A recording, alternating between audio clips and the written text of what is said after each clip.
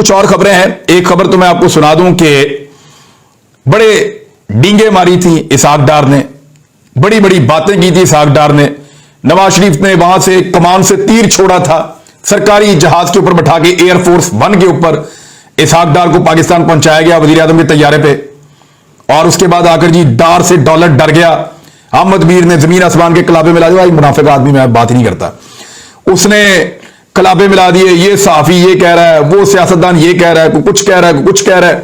सारे अपनी अपनी कहानी जो है वो ठूस रहे थे। हर किसी ने अपना अपना जो है वो राग अलाप रहा था, हर कोई बंदा। तो इसहाक डार को ऐसे पेश किया जा रहा था कि इकोनॉमी का कोई साइंटिस्ट आ गया है, हालांकि ये आदमी एक मुंशी है, ये आदमी एक अकाउंटेंट है। ये बड़े लोगों, ताकतवर लोगों, अमीर लोगों के अकाउंट हैंडलिंग कर सकता है, मनी लॉन्ड्रिंग, ये वो फलां धमका, ये इसकी एक्सपर्टीज है।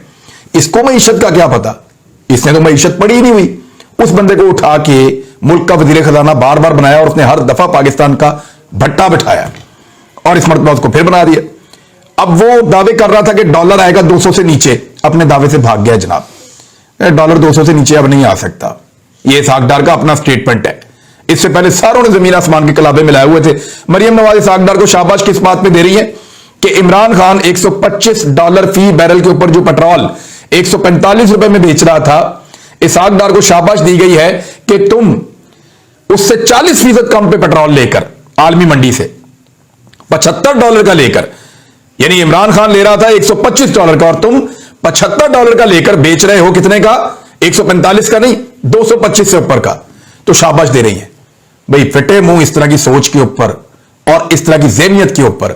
लोग पाकिस्तान के कोई ज़हनी गुलाम है, लोग पाकिस्तान के कोई पागल है, कोई लोग रोटी को चोची कहते हैं। उनको नजर नहीं आ रहा कि पेट्रोल आलमी मंडी में सस्ता हो रहा है और पाकिस्तान के अंदर लगातार ऊपर ऊपर ऊपर और ऊपर जा रहा है। ये लोगों को बेवकूफ बना रहे हैं और लोग बदला लेंगे, लोग इलेक्शन में बदला लेंगे, इसीलिए ये इलेक्शन में जाना नहीं चाहते।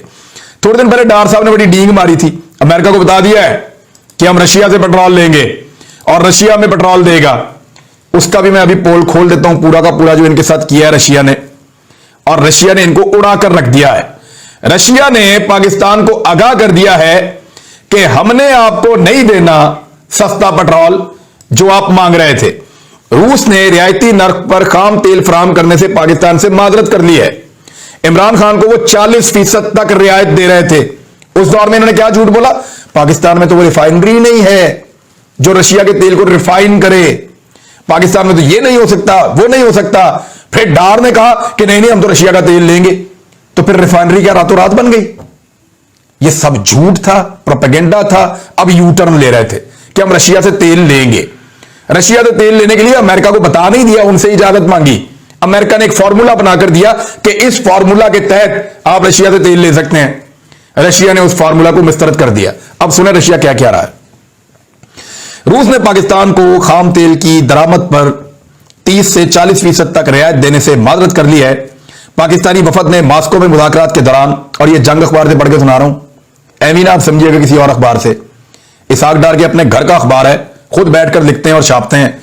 यानी अब तो यही हिसाब है ना, पीएमएलएन का मीडिया सेल ही वो है, जंग और जियो। तो कह रहे हैं मास्को में मुज़ाकरात के दौरान रूस से डिस्काउंट की दरखास्त की थी, जबकि रूस का मौक़िफ़ है इसके दीगर से सौदे हो चुके हैं, यानी जिन लोगों से हमने सौदे करने थे हमने कर लिए हैं, तो पाकिस्तान की हमें जरूरत नहीं है।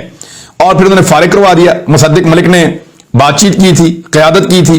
खाम माल की रियायती कीमत पर दरामद के लिए मुज़ाकरात नतीजा खेज नहीं हो सके, उन्होंने आपको फारिग करवा दिया। उन्होंने कहा जनाब वापस जाओ और हमें आप पे एतबार नहीं है, आप धोखेबाज किस्म के लोग हैं। एक्चुअली तो उन्होंने यही कहा है ना, रजीम चेंज ऑपरेशन आप अमेरिका के करने पे कहते हैं और तेल आप मांगते जाके रशिया से। अमेरिका के कहने के ऊपर आप, यानी उस दौर में पाकिस्तान का वजीर आजम कह रहा था कि हमने यूक्रेन के ऊपर रशियन हमले की मजम्मत नहीं करनी, हमने पॉलिसी रखनी है जो इंडिया ने रखी हुई है कि हम इससे बाहर है। हमने पॉलिसी वो रखनी है जो बांग्लादेश ने रखी हुई है, हम इससे बाहर है। हमने पॉलिसी वो रखनी है जो आसपास के मुल्कों ने रखी हुई है कि हम इससे बाहर है, हम इसका हिस्सा नहीं बनना चाहते। बाकी मुल्क भी नहीं बन रहे, हम भी नहीं बन रहे। तो उस वक्त आर्मी चीफ ने उसकी मजम्मत कर दी थी। यानी पाकिस्तान का जो सरबराह था वजीर आजम, वो कह रहा था नहीं करनी, आर्मी चीफ ने मजम्मत कर दी थी। तो रशिया को अब ये चीजें समझ तो आ रही है ना, पाकिस्तान किसके इशारों पे नाच रहा था। तो अमेरिकन इशारों पे नाचने की सजा अब ये है कि आपको अब वो सस्ता पेट्रोल नहीं दे रहा रशिया। तो ये मुंह और मसूर की दाल। अब इलेक्शन होगा, नई हुकूमत बनेगी, अगर इमरान खान वजीर आजम बनेगा, वो जाकर बात करेगा, फिर आपको मिल जाए। उस पर वो ट्रस्ट करते हैं, उस पर वो बात भी करते हैं और उसके साथ वो चलना भी चाहते हैं। लिहाजा रशिया ने तो आपको कर दिया चिट्टा इनकार, और यही औकात होती है भिखारियों की जब वो बार बार भीख मांगते हैं। और ये खबर अब पूरी दुनिया में फैल भी चुकी है, हर तरफ से ये खबर आ रही है। डार साहब भी नस गए हैं कि 200 रुपए का मैं डॉलर नहीं कर सकता। पेट्रोल के ऊपर भी कौम को धोखा दिया है। ये जितना इनका बनाया जा रहा था प्रोपेगेंडा, वो सारा का सारा धर्म करके नीचे बैठ गया है। एक और चीज ले लें, हुकूमत ने अखराजात के लिए बैंकों से अरबों रुपए कर्ज ले लिया है। हुकूमत ने अपने उमूर निपटाने के लिए, और मैं आपको सीरियसली बता रहा हूं कि कुछ ऑफिसर्स से मैंने राब्ता किया, उनको तनख्वाहें नहीं मिली, कुछ ऑफिसर्स को तनख्वाहें नहीं मिली और उनको वादा किया जा रहा है कि आपको तनख्वाहें दे दी जाएंगी। कुछ डिपार्टमेंट्स के अंदर यह प्रॉब्लम आ रहा है। वजह यह है कि पाकिस्तान के पास पैसा ही नहीं है। डार ने अपने मुंह से कहा कि पैसा है ही नहीं तो बैंकों में रखें क्या। तो हुकूमत ने अपने उमूर या अपने काम निपटाने के लिए, अपना खर्चा निकालने के लिए बैंकों से 215 अरब रुपया कर्जा ले लिया है मजीद, ये इंपोर्टेड हुकूमत ने। और हुकूमत ने बैंकों से कर्जा ट्रेजरी बिल्स की फरोख्त से हासिल किया है। बैंकों से कर्जे का हदफ 850 अरब रुपया था, 646 अरब की पेशकश मौसूल हुई।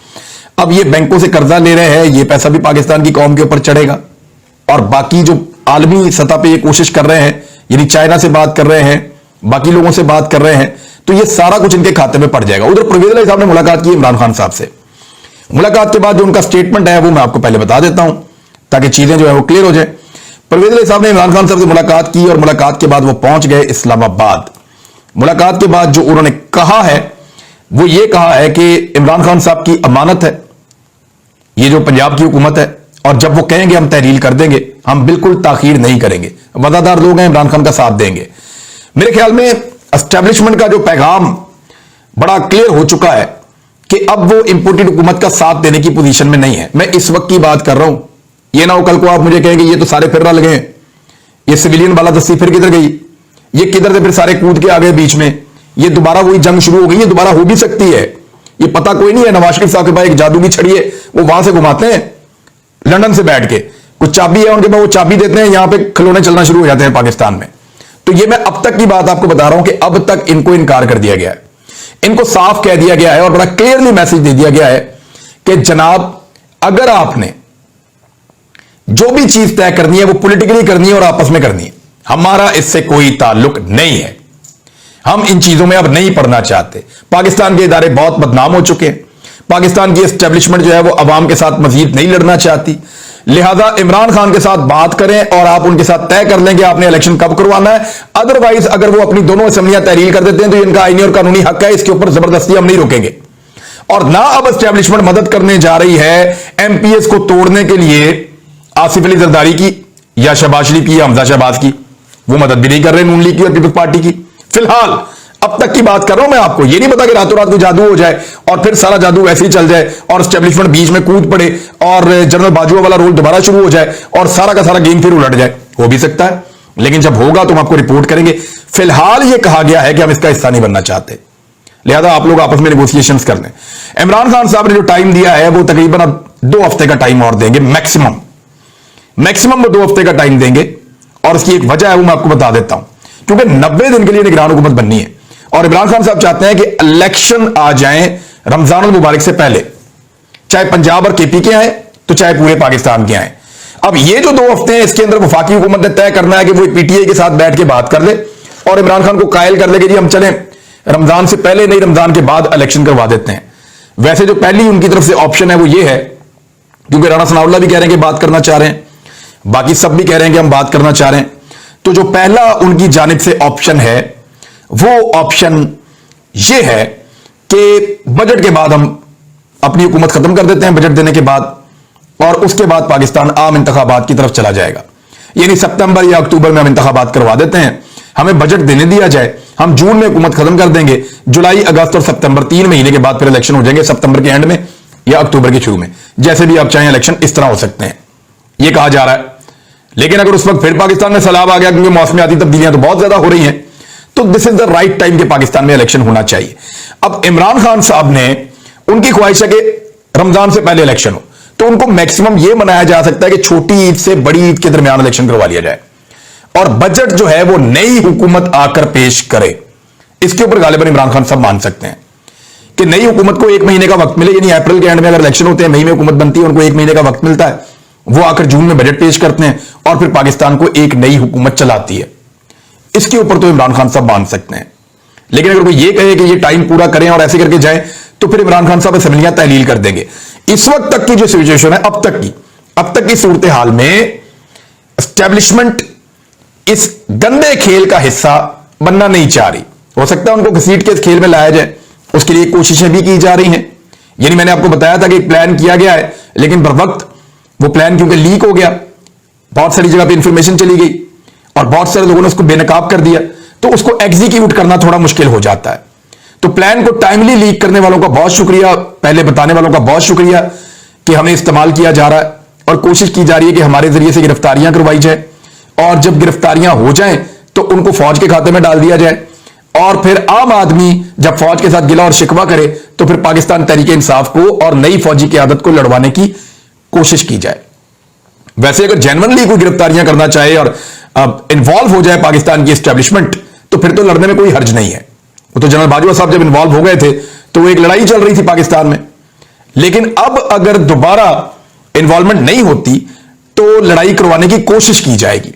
और ये पुराने घाघ सियासतदान हैं, ये इसकी कोशिश करेंगे, लेकिन क्योंकि ये सोशल मीडिया का दौर है, फास्ट दौर है, इंफॉर्मेशन बाहर निकल आती है और इंफॉर्मेशन बाहर निकलने के बाद लोग उसका तदारुक भी कर देते हैं। तो काफी हद तक जो है वो लोगों को इस बात की अब समझ आ गई है और फेक अकाउंट से बच कर रही है। ये फेक अकाउंट्स आने वाले दिनों में बड़ा अहम रोल प्ले करने वाले हैं। मीडिया सेल्स बन चुके हैं, तगड़े हो चुके हैं और ये जो फेक अकाउंट्स हैं बहुत जबरदस्त तरीके से नया रोल प्ले करने वाले हैं लड़ाई करवाने के लिए पाकिस्तान में। ये एस्टेब्लिशमेंट को और पॉलिटिकल पार्टीज को लड़वाएंगे और ये एक गंदा खेल पाकिस्तान में शुरू करने का आगाज किया जाएगा। तो नाज़रीन, अब तक के लिए इतना। एक और वीडियो में आपको कुछ और बड़ी अहम चीजें मैं बताऊंगा कि इलेक्शन किस तरीके से होंगे और ये चीजें कैसे तय होंगी, क्योंकि मुज़ाकरात भी बैकडोर चैनल शुरू हो चुके हैं।